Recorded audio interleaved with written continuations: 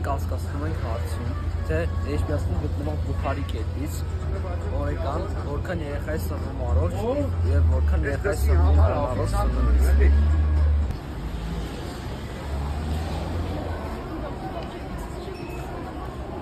Հարցազրույց եք վերցնում բուխարի օպերատորից։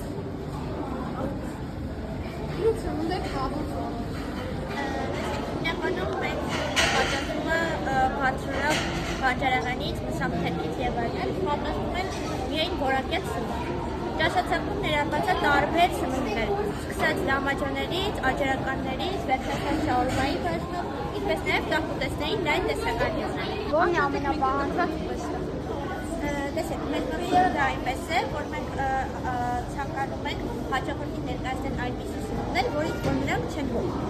Մեր մոտի սնունդները հիմնականում բոլորը պահանջված են։ Սկսած տախուտեսներից, տախուտեսների ճաշացանկում ներառված են այնպիսի ուտեստներ, որոնք ամենը հաճախորդը օգտվում է։ Հետո փոքր չափաբաժիններից, բայց փորձը բոլորից օգտվում է։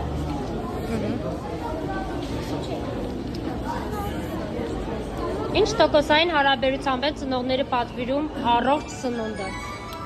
Տեսեք, մեզ մոտ առողջ սնունդ է միայն, ֆաստ-ֆուդային ոչ մի սնունդ չի գործում։ Մեր մոտի սնունդները հիմնականում երեխաների համար հակացված չեն։ Երեխաները բոլոր ինչ որ մեզ մոտ պատրաստվում է, դրանց ամբողջից կարող են օգտվել, քանի որ որակյալ եւ առողջ սնունդ է մատուցվում միայն։ Ուտեստները պատրաստվում են ամեն օր։ Հին, չգիտեմ, այդպիսի ուտեստներ չկան, որ ես հիմա կարող եմ հիշել, որ դրանք պահվում է մի քանի օր, հետո նոր մատուցվում է հաճախորդին։ Պիցաներ են հիմնականում երեխաների համար պատվիրում, որոնք էլի մաքուր, առողջ, թարմ մսամթերքից եւ խմորեղենից են պատրաստվում։ Այնտեղ ունենք սոկեր, հյութերի տեսականի, բուխարի կոմպոտ ունենք, որոնք մայրիկները հիմնականում վերցնում են երեխաների համար։ Լավ։ Օրական քանի երեխայի մոտավորապես Տոկոսային հարաբերակցությամբ մոտավոր 30-ից 40 հոգի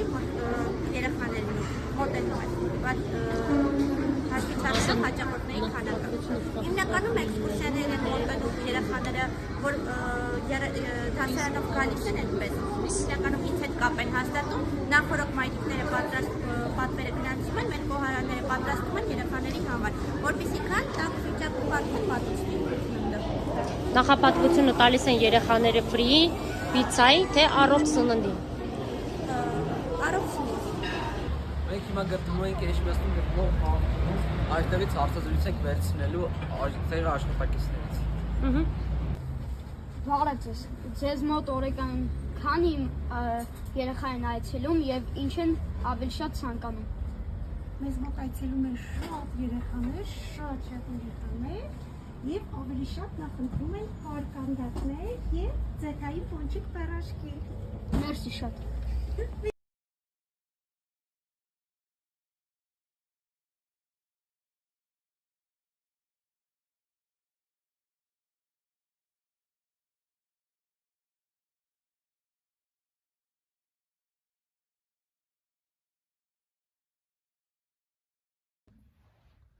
Բարև ձեզ, մենք Ոսկեհատի միջնակարգ դպրոցի 8-րդ դասարանի աշակերտներն ենք։ Մենք մասնակցում ենք կենսաբանություն եւ ինտեգրված առողջ ապրելակերպ նախագծային աշխատանքի։ Մեր թեման է սնունդ եւ մարսողություն։ Ես Հովհաննեսյան Արմանն եմ։ Ես պատրաստել եմ պաստար, բուկլետ եւ մասնակցել եմ հարցազրույցների։ Ես Ղամբարյան Լիլիթն եմ, մասնակցել եմ սայեկաշարի, պաստարի եւ բուկլետի պատրաստմանը։ Արաքելյան Սյուզի, մասնակցել եմ պաստարի, բուկլետի, խոսքերի հավաքագրմանը, հարցազրույցին։ Մովսեսյան Հայկ, մասնակցել եմ խոսքերի հավաքագրմանը, բուկլետի պատրաստմանը եւ հարցազրույցին։ Էդգար Մելքումյան, պատրաստել եմ սայեկաշարը, մասնակցել եմ պաստարի ու բուկլետի պատրաստմանը։ Ես Վարդանյան Գառնիկն եմ, մասնակցել եմ պաստարի, բուկլետի եւ հարցազրույցին։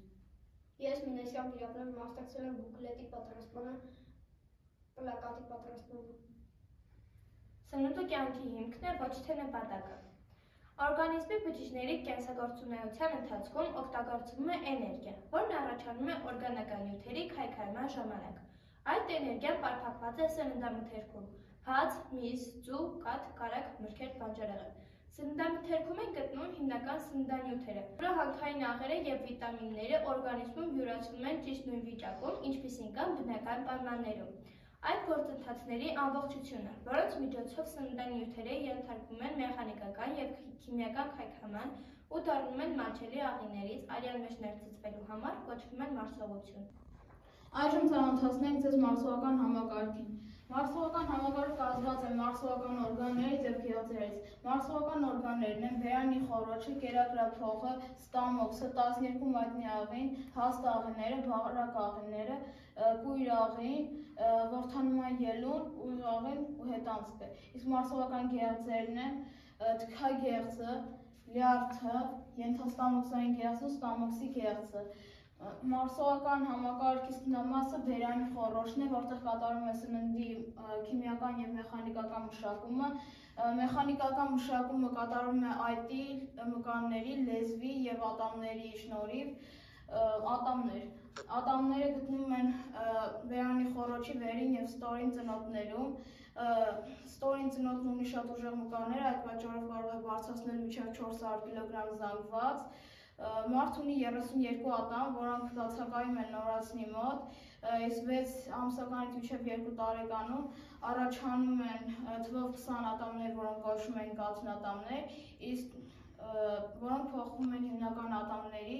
10-ից 12 տարեկանում, իսկ վերջին զույգ ատամները, որոնք կոչվում են իմաստության ատամներ, ձևավորվում են 20-ից 22 տարեկաններում։ Ատամները ըստ ձևի և ֆունկցիայի բաժանվում են 4 խմբի։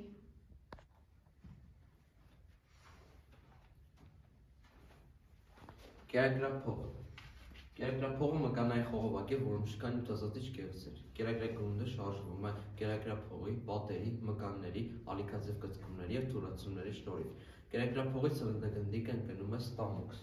Ստամոքսի լորձաթաղանթը պատված է 7 արտադրող բազմաթիվ գեղձերով։ Նրանց մի մասն արտադրում են ֆերմենտներ, մյուսը լորձ, իսկ երրորդը աղաթթու։ Սննդագնդիկի խառնվելը ստամոքսայութով և նրա տեղաշարժը դեպի աղիք կատարվում է ստամոքսի, պատերի, մկանների, կծկումների շնորհիվ։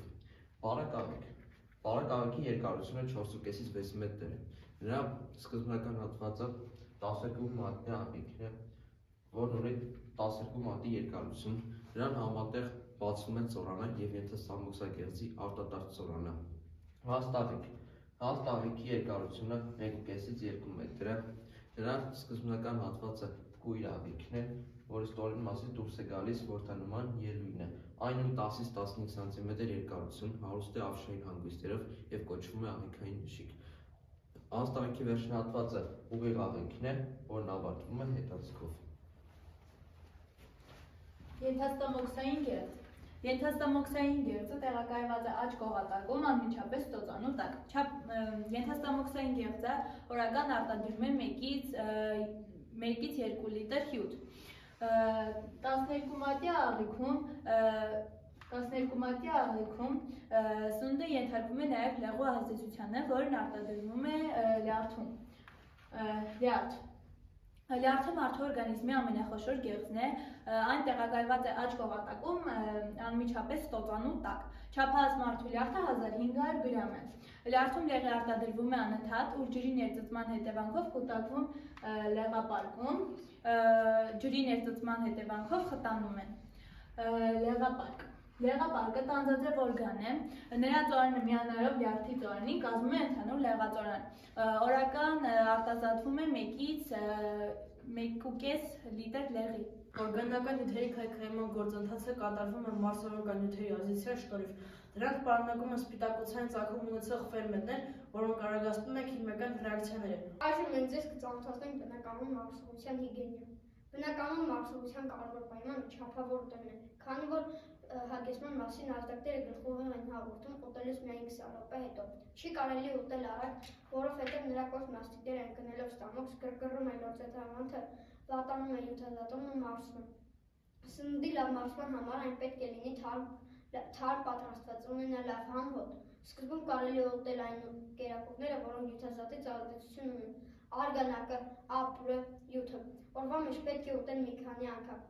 Նախաճաշը պետք է կազմի օրաբարդի 25%, ճաշը 10%, հետճաշը 15%, ընթրիքը 10%։ Ցանկալի է սնունդ ընդունել միևնույն ժամին։ Ըստ առողջապահության համաշխարհային կազմակերպությանը առողջ կենսակերպն ուղղված է լուրջ հիվանդությունների առաջացման, ռիսկի նվազեցման ու վաղաժամ բախման կախմանը։